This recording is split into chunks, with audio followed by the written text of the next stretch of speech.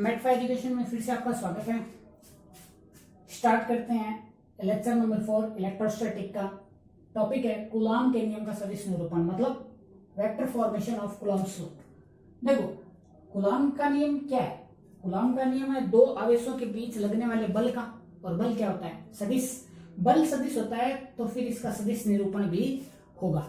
तो देखते हैं इसका सदिश निरूपण कैसे होगा। तो मैं मान लेता हूं मेरे पास में एक कार्टेशियन सिस्टम है, निर्देशांक पद्धति है एक्स और वाई, जिसके अंदर दो आवेश रखे हुए हैं। ये मेरे पास चार्ज है Q1 और ये मेरे पास चार्ज है Q2।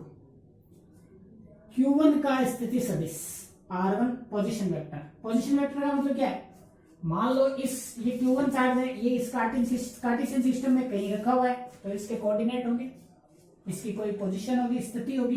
तो इसकी मूल बिंदु के सापेक्ष ओरिजिन 0 0 के सापेक्ष क्या स्थिति है, उसे हम क्या कहते हैं, स्थिति सदिश। कोऑर्डिनेट ज्योमेट्री 3D का कल मैंने वीडियो डाला था, उसको देख लेना, उसके अंदर पोजीशन वेक्टर को अच्छे से समझाया हुआ है। तो ये Q1 चार्ज है, इसका पोजीशन वेक्टर है R1, और ये Q2 चार्ज है, इसका पोजीशन वेक्टर है R2।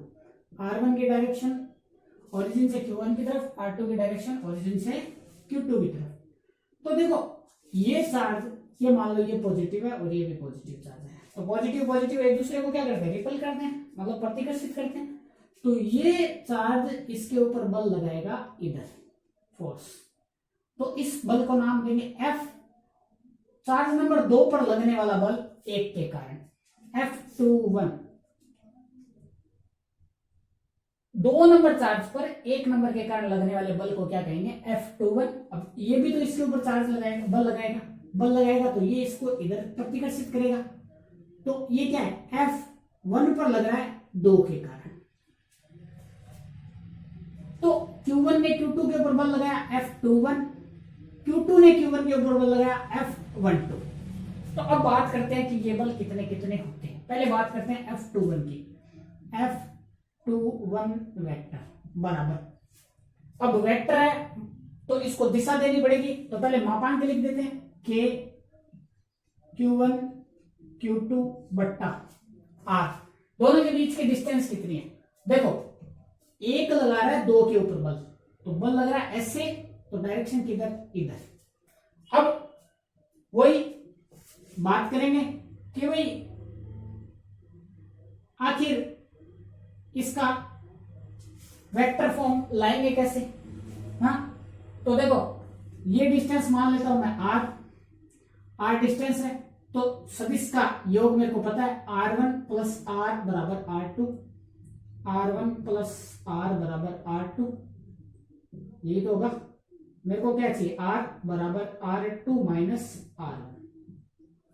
यही तो बात है, और इसको मैं क्या लिख दूंगा, R2 है। भाई मैंने निकाल लिया कि भाई R क्या है, R कितना है, मतलब बीच की डिस्टेंस कितनी है। तो F21 is equal to K Q1 Q2 बट्टा R21 का स्क्वायर और R21 की कैप। इस कैप का मतलब क्या है कि दिशा किधर होगी, भाई बल की दिशा किधर होगी, बल की दिशा होगी 1 से 2 की तरफ। ये देखो 1 से 2 की तरफ, आई बात समझ में। अब बात करेंगे कि 2 नंबर चार्ज 1 नंबर पे बल लगा रहा है F12 K Q1 Q2 बट्टा, अब निकालना पड़ेगा R की वैल्यू निकालेंगे।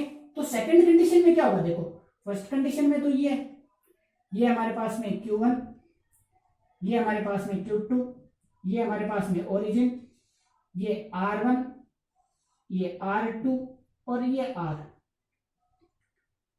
तो ये R है, देखो 2 लगा रहा है 1 पर बल लगा रहा है, तो बल लगेगा इधर, प्रतिकर्षण का बल होगा। तो ये मान लेता हूं मैं R, और बल की दिशा किधर होगी, इधर 2 से 1 की तरफ। अब सदिश योग करेंगे तो R2 प्लस R बराबर R1, R2 प्लस R बराबर R1। हमें क्या चाहिए, R is equal to R1 minus R2। यही आ गया, और इसको मैं शॉर्ट में लिख दूंगा R12। तो डिस्टेंस कितनी आ गई, R12 का स्क्वायर और R12 की कैप।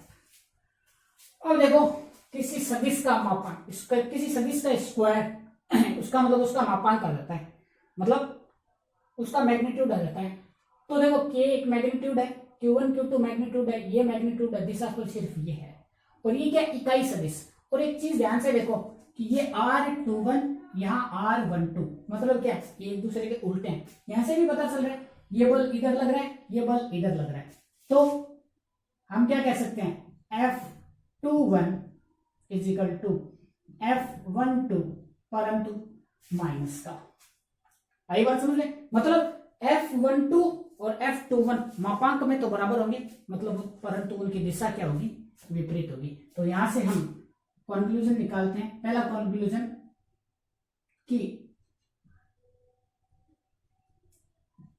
दो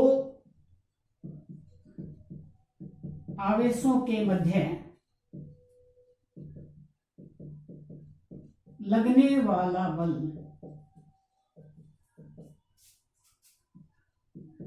मापांक में समान परंतु दिशा में विपरीत होता है। आई बात समझ में, मतलब F12 का modulus is equal to F21 का मॉड्यूलस, परंतु F12 is equal to minus का F21। दूसरी बात,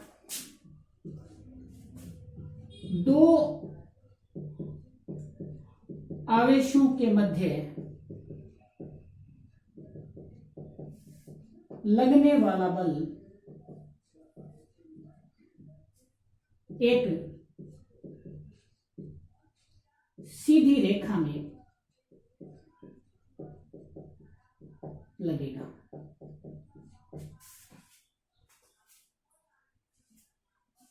आई बात समझ में, पहला बिंदु क्या है कि दो आवेशों के मध्य लगने वाला बल मापांक में तो समान होगा परंतु दिशा विपरीत होगी। दूसरी बात, दो आवेशों के मध्य लगने वाला बल एक सीधी रेखा में लगेगा। देखो ये रही सीधी रेखा, इसी सीधी रेखा में लगेगा। Q1 Q2 के ऊपर उधर फोर्स लगा रहा है तो Q1 Q2 के ऊपर इधर फोर्स लगा रहा है। तो ये है आपका कूलॉम के नियम का सदिश निरूपण। और नेक्स्ट वीडियो के अंदर आपको बताएंगे अध्यारोपण का सिद्धांत। अध्यारोपण के सिद्धांत में क्या बताएंगे, यहाँ तो दो ही चार्जेस थे, मान लो दो से ज्यादा चार्जेस आ जाए हमारे पास में, तो हम बल का परिकलन कैसे करेंगे, तो वो बात देखेंगे नेक्स्ट वीडियो के अंदर। वीडियो को लाइक शेयर सब्सक्राइब और कमेंट जरूर करें। कोई प्रॉब्लम हो तो कमेंट बॉक्स के अंदर आप बता दीजिए। Thank you.